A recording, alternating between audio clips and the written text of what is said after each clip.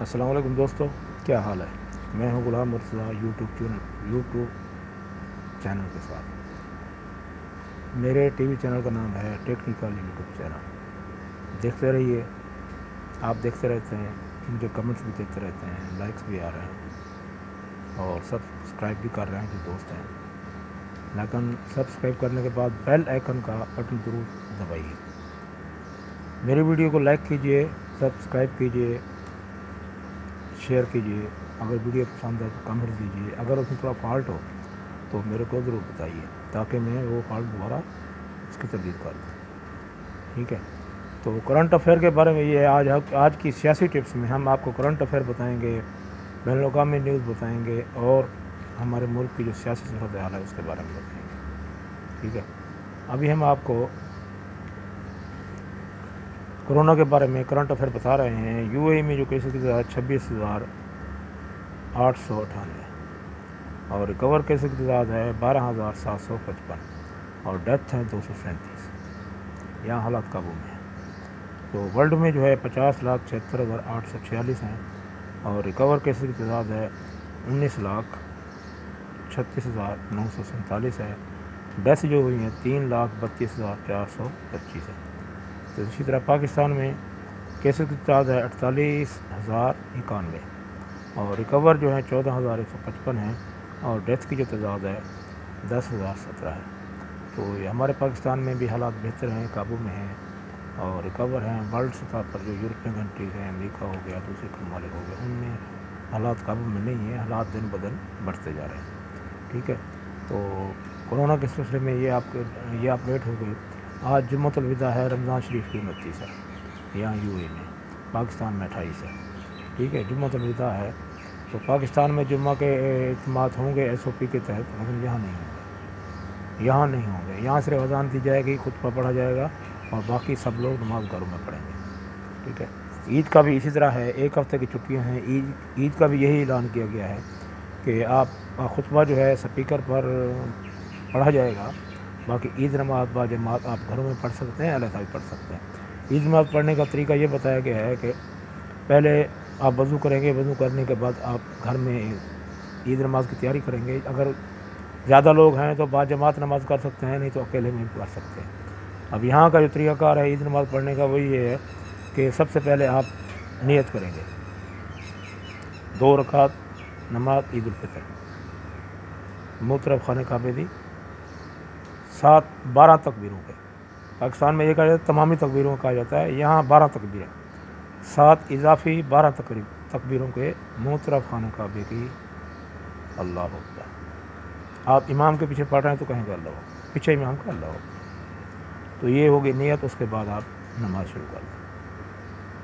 نماز شروع کرنے سے پہلے آپ پہلے 6 تکبیریں کہہ دیں، یعنی کانوں تک لے جائیں ہاتھ چھوڑ دیں، کانوں تک لے جائیں ہاتھ چھوڑ دیں، کانوں تک، ایسے 6 دفعہ کریں۔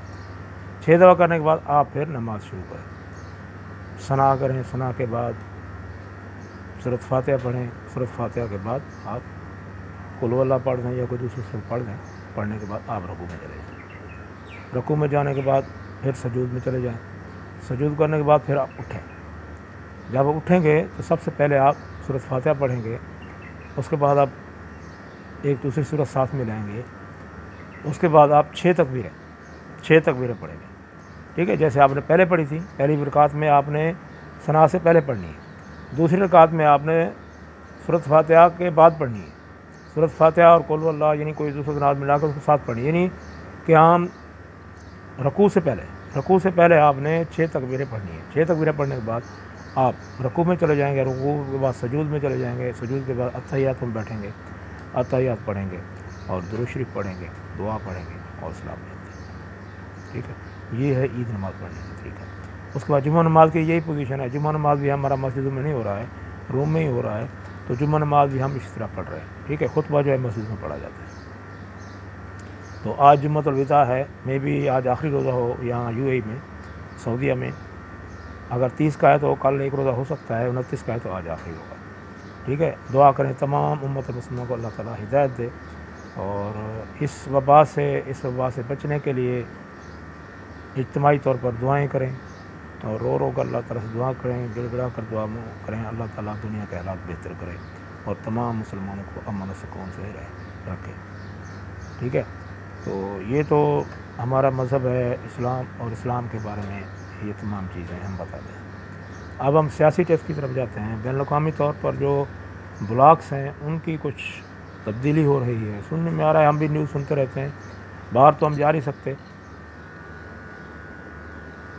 تو یہ ہے کہ ہم نیوز جو سنتے ہیں ان کے مطابق آپ کو بتا رہے ہیں کہ پاکستان، گلف کنٹریز، انڈیا، یہ تمام جو خطے کے ممالک ہیں ان میں 2 بلاکس تھے آلریڈی۔ پہلے ایک بلاک تھا یو ایس اے کا اور رشین بلاک تھا۔ رشین چونکہ کمزور پڑ گیا، وہ آؤٹ ہو گیا، تو تمام ممالک جو ہے امریکہ بلاک میں چلے گئے، ٹھیک ہے۔ تو یہ گلف کنٹری تمام امریکہ کے سائے میں چلی گئی ہیں، یہ ان کو سیکورٹی پرووائڈ کرتا تھا۔ اب جو امریکہ کے حالات خراب ہو گئے ہیں اس نے یہاں سے سیکورٹی اٹھا لی ہے۔ سن رہے ہیں کہ یو اے ای کو جو ہے ایف اے ٹی میں کافی سامنا ہے، تو اگر اس کا سامنا ہوتا ہے تو سیم پاکستان جیسے حالات ہوں گے۔ پاکستان کو جیسے مختلف ترجیح دینی پڑی، تو اپنی سیکورٹی کے لیے مختلف گواہیاں دینی پڑی۔ یہ ایف اے ٹی ایف کیا ہوتا ہے کہ یہ ملکوں پر ایک پابندی لگائی جاتی ہے کہ آپ کے ملک میں یہ کرائم ہو رہے ہیں، مالی معاملات میں، فنانشل سطح پر، یا منی ٹرائل ہو رہی ہے، یا منی ٹرائل میں آپ کی ہیلپ کر رہے ہیں، یا آپ کے ملک میں جو پیسہ لگ رہا ہے وہ باہر سے آ رہا ہے، کہاں سے آ رہا ہے، اس طرح کی کچھ ہوتی ہیں۔ تو ایف اے ٹی ایف میں اس کا نام آ گیا ہے۔ اب دیکھتے ہیں یو اے ای اس طرح کس کا سامنا کرتا ہے، کس طرح کرتا ہے۔ لیکن صورتحال یہ ہے کہ سعودیہ چونکہ یو ایس اے کے ساتھ تھا، تو یو ایس اے نے اب اس سے ہاتھ کھینچ لیا ہے، اپنے بیڑے جو تھے سمندر میں وہ بھی واپس بلا لیے ہیں، اپنے میزائل جو یمن کی سرحد پر فٹ کیے ہوئے تھے وہ بھی اس نے ریموو کرنا شروع کر دی ہیں، اس کی بیٹریاں وغیرہ نکال دی گئی ہیں۔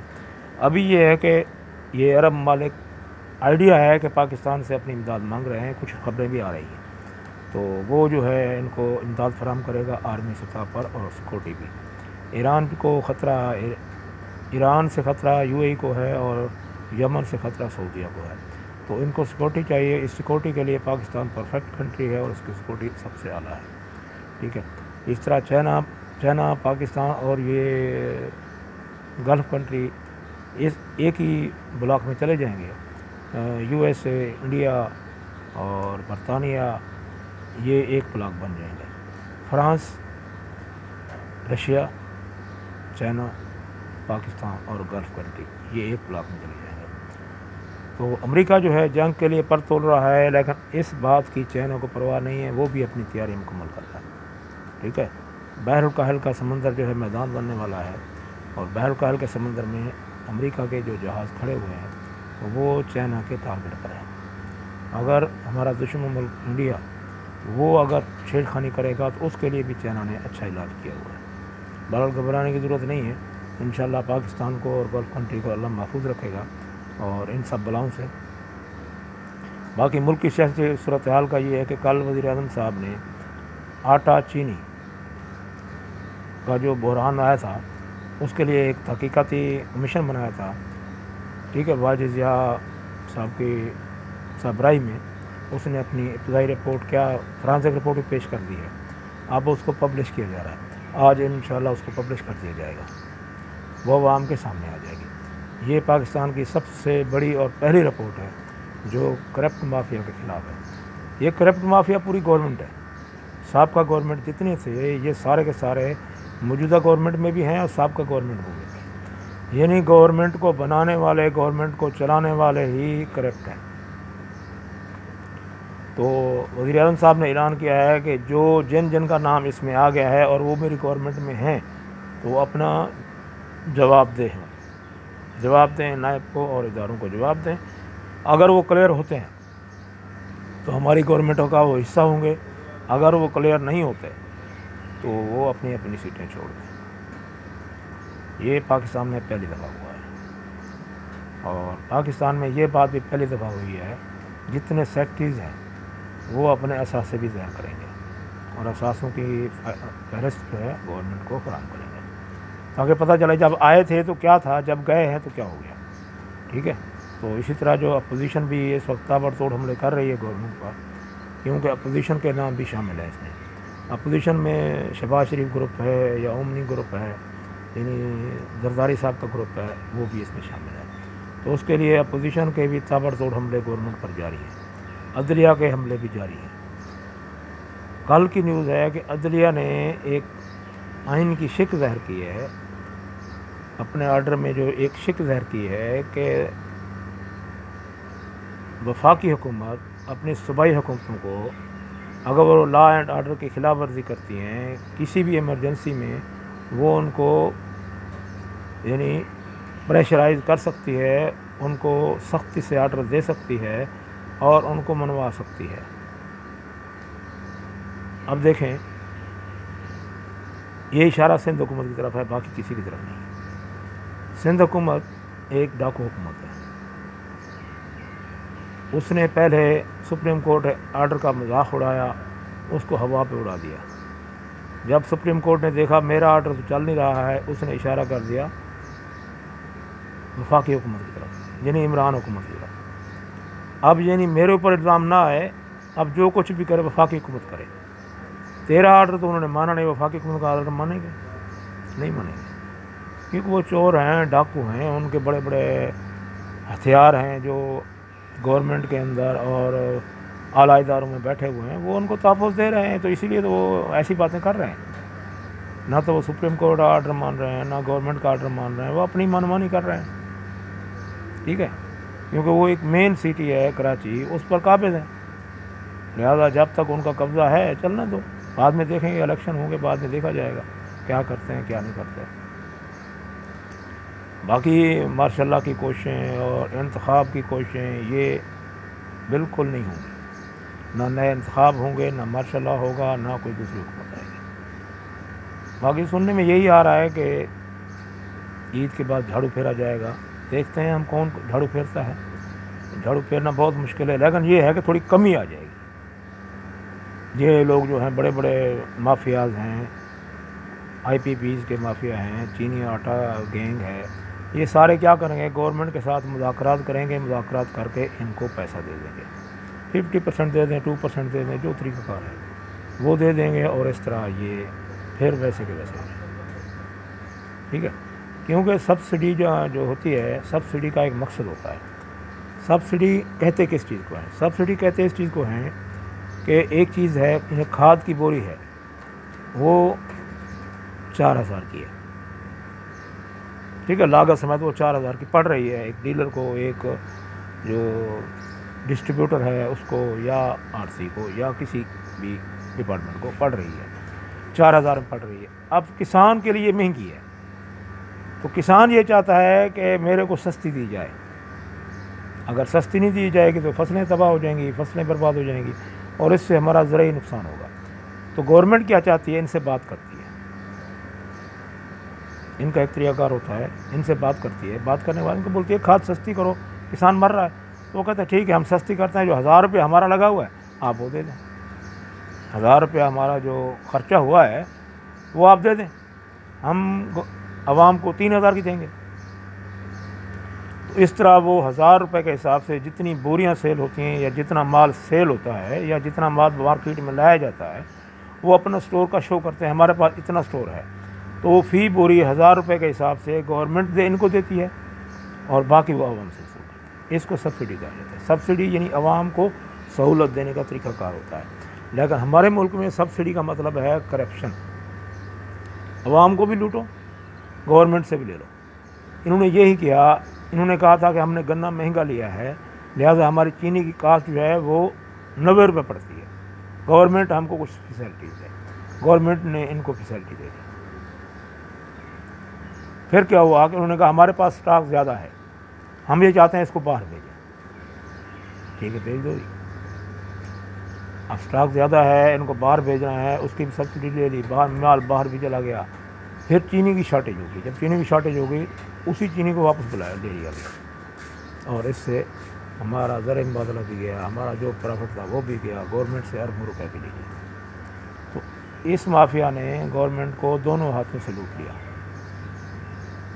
اب پھر جب چینی مارکیٹ میں گئی وہاں شارٹیج کر دی گئی، اس پہ ریٹ بڑھا دیے گئے، یعنی سبسڈی بھی لے لی، ریٹ بھی بڑھا دیے گئے، اور اس طرح دونوں ہاتھوں سے تاجروں نے بھی لوٹا، مل مالکان نے بھی لوٹا، اور گورنمنٹ لوٹتی چلی گئی۔ یہ بہت دیر سے چلا آ رہا ہے، جب سے زرداری حکومتیں اور شریف برادران کی حکومتیں آئیں، کیونکہ ان کی اپنی شوگر ملیں تھیں، انہوں نے اپنا ملک کا پیسہ لوٹ کے اپنی ملوں کو دیا، اپنے اداروں کو دیا، اور سبسڈی لیتے رہے، اور شوگر باہر جائے یا نہ جائے یہ سب کچھ کرتے رہے۔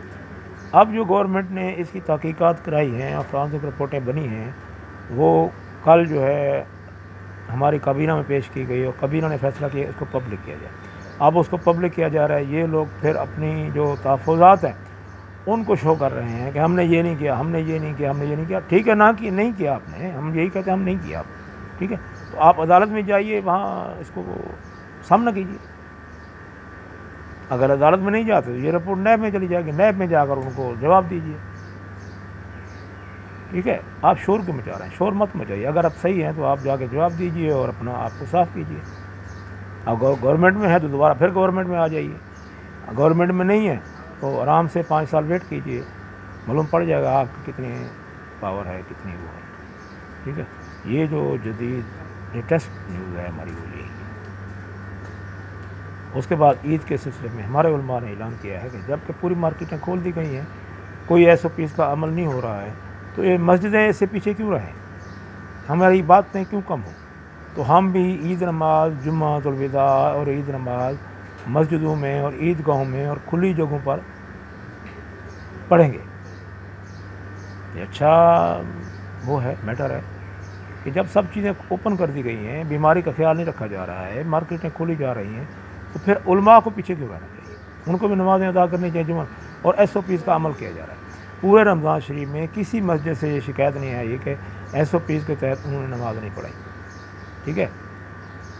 لیکن ہمارے دوسرے ادارے ہیں، یعنی مارکیٹیں ہیں، بازار ہیں، انہوں نے ایس او پیز کی خلاف ورزیاں کی، اور گورنمنٹ نے ایکشن بھی لیا، پھر چھوڑ دیا گیا، ٹھیک ہے۔ تو یہ صورتحال رمضان شریف کی ہے۔ تو رمضان شریف جہاں آج 29 ہے، پاکستان میں 28 روزہ ہے، تو سننے میں آ رہا ہے سوموار یا اتوار کو عید ہوگی، ٹھیک ہے۔ تو ہم دعا کرتے ہیں کہ جیسے رمضان شریف خیریت سے گزر گیا، اس طرح عید بھی خیریت سے گزر جائے، اور تمام مسلمان اجتماعی طور پر دعا مانگیں کہ اللہ تعالیٰ پاکستان کو اور تمام مسلمانوں کو اس وبا سے محفوظ رکھے، ٹھیک ہے۔ تو پچھلے دنوں ایک ویڈیو وائرل ہوئی ہے ایک خاتون کی، اس نے بتایا ہے کہ میں کرنل کی بیوی ہوں۔ ہوا یہ ہے کہ ہماری پولیس نے ایک جگہ ناکہ لگا رکھا تھا، کے پی کے کی پولیس نے ایک جگہ ناکہ لگایا ہوا تھا۔ ناکہ لگانے کے بعد ایک لیڈیز آئی، اپنے بیٹے کے ساتھ تھی، بیٹا اس کا ڈرائیونگ کر رہا تھا، اس نے کہا کہ مجھے جانے دو، میں کرنل کی بیوی ہوں۔ ہمارے پولیس والوں نے کہا نہیں، ہم اجازت لیں گے، بعد میں آپ کو جانے دیں گے۔ ٹھیک ہے، جو ان کا طریقہ کار ہے، جو ان کا قانون ہے، کیونکہ پاکستان میں سب سے اہم چیز جو ہے نا، وہ اپنے آپ کو قانون سے بالا تر سمجھے۔ جو بھی کسی بڑے عہدے پر فائز ہوتا ہے وہ اپنے آپ کو قانون سے بالا تر سمجھتا ہے۔ ہم یہ سمجھتے ہیں وزیر اعظم کو تو قانون کا سامنا کرنا چاہیے، کٹہرے میں جانا چاہیے، سیاستدانوں کو بھی جانا چاہیے، لیکن بڑے بڑے افسران جو ہیں وہ یہ سمجھتے ہیں کہ ہمارے اوپر کوئی قانون نہیں ہے، کوئی قانون لاگو ہی نہیں ہوتا ہے۔ تو اسی طرح ان کی بیویاں، ان کے بچے یہی سمجھتے ہیں کہ ہم خود لا اینڈ آرڈر ہیں، تو یہ چیز غلط ہے۔ کسی ملک کے قانون کا احترام کرنا چاہیے، چاہے جتنا بڑا افسر کیوں نہ ہو۔ اس محترمہ نے کچھ گالیاں بھی دی ہیں، ہمارے میڈیا پر یہ نیوز چل رہی ہے، یہ سنا ہے کہ وہ مصروف بھی آئی ہے، کرنل صاحب بھی آئے، انہوں نے بھی پولیس کے ساتھ بدتمیزیاں کی ہیں، گالیاں والی دی ہیں۔ بہرحال میں یہ کہتا ہوں کہ یہ ایٹیٹیوڈ غلط ہے، یہ طریقہ کار غلط ہے، بالکل غلط ہے۔ ہم اس چیز کو کنڈم کرتے ہیں، اس چیز کے خلاف ہے۔ ہم ایک مسلمان ہیں، اسلام یہ بتاتا ہے کہ دوسرے کو اپنے سے کم تر نہیں سمجھو۔ اگر تم باوردی ہو، باوردی ملازم کی احترام کرو گے، وہ بھی تمہارا احترام کرے گا، وہ بلا نہیں ہے، وہ تمہیں کھا نہیں جائے گا۔ اس نے صرف یہ کہا ہے کہ میں اوپر سے آرڈر لے لوں، اوپر سے معلومات کر لوں۔ تو محترمہ بگڑ گئیں، اور اس نے جناب بیریئر جو ہے وہ اتار دیا، پولیس والے کو دھکا دیا اور گاڑی کھینچ کے دے گئی۔ تو یہ چیزیں ہمارے ملک میں اچھی نہیں ہیں، چاہے وہ آفیسر ہو چاہے وہ غریب آدمی ہو، قانون کا احترام ہر ایک کے لیے لازمی ہے۔ اگر تم قانون کی خلاف ورزی کرتے ہو تو اس کا مطلب ہے تمہارے اندر کمزوری ہے۔ اس کمزوری کا دور کرنے کا واحد ذریعہ یہی ہے کہ ہم عبادت کریں، ریاضت کریں، قرآن پاک پڑھیں۔ قرآن پاک اور اسلام ہمیں اس چیز کی اجازت نہیں دیتا کہ ہم کسی ملک کے قانون کو توڑیں یا کسی بھی قانون کو توڑیں۔ تو اسلام ہمیں سلامتی کا درس دیتا ہے، قانون کے احترام کا درس دیتا ہے، دوسروں کے احترام کا درس دیتا ہے، بڑے اور چھوٹے کی تمیز سکھاتا ہے۔ ٹھیک ہے، محترمہ ہماری ماں کے برابر تھی، جو پولیس والا کھڑا تھا اس کی ایج اور ماں کے برابر تھی، اس کے برابر کا اس کا بیٹا تھا۔ اسے ایک ماں کا کردار ادا کرنا چاہیے تھا، کہنا بیٹے ٹھیک ہے میں انتظار کر لیتا ہوں، آپ پوچھ لو، 2 منٹ کی بات تھی۔ لیکن اس کو وائرل کیا گیا، اس کو دھمکی دی گئی، میں تیری وردی اتار دوں گی، یہ کر لوں گی، گالیاں دی گئی۔ یہ کون سا طریقہ ہے؟ اس کا طریقہ نہ تو ہمارا ملک کا آئین یہ طریقہ بتاتا ہے، نہ ہمارا اسلام یہ طریقہ بتاتا ہے۔ یہ صرف ان لوگوں کے ذہن میں فطور ہے کہ جو اپنے آپ کو قانون سے ماورا سمجھتے ہیں۔ ٹھیک ہے، کوئی بھی ادارہ ہو یا کوئی بھی سربراہ ہو وہ قانون سے اعلیٰ نہیں ہے۔ ٹھیک ہے، اس چیز کی تحقیقات ہونی چاہیے کہ یہ کس کرنا صاحب کی بیوی ہیں اور کون ہے اس کے پیچھے۔ ٹھیک ہے، اور ہمارے اداروں کو بھی ذرا سوچنا چاہیے، اور ہمارے ادارے کے سربراہان کو بھی اپنی فیملی کو تعلیم دینا چاہیے۔ اگر ہم قانون کے رکھوالے ہیں تو تمہیں قانون کا احترام کرنا چاہیے۔ ٹھیک ہے، آج کی ویڈیو میں اتنا ہی۔ انشاءاللہ کل جو ہے دوسری ویڈیو ہم آپ کو دیں گے، وہ عید اور بقرعید ایسے کچھ سلسلے میں ہوگی۔ اچھا، اس کے بعد میں آپ کو بتا دوں کہ میری ویڈیو کو لائک کریں، شیئر کریں اور سبسکرائب کریں۔ اگر ویڈیو پسند آیا تو تھوڑا کمنٹس بھی دیں۔ اور دوسری بات آپ کو بتا دوں، عید فطرانہ جو ہے، اگر کل عید ہو جاتی ہے تو آج ہم کو فطرانہ دینا چاہیے۔ یو اے ای کے مطابق ہمارا 20 سے 25 روپے ہے، اور پاکستان میں معلوم نہیں کیا ہے، وہ آپ نے علماء سے لیجیے۔ فطرانہ عید ادا کرنے سے پہلے دیجیے۔ اوکے، اللہ حافظ۔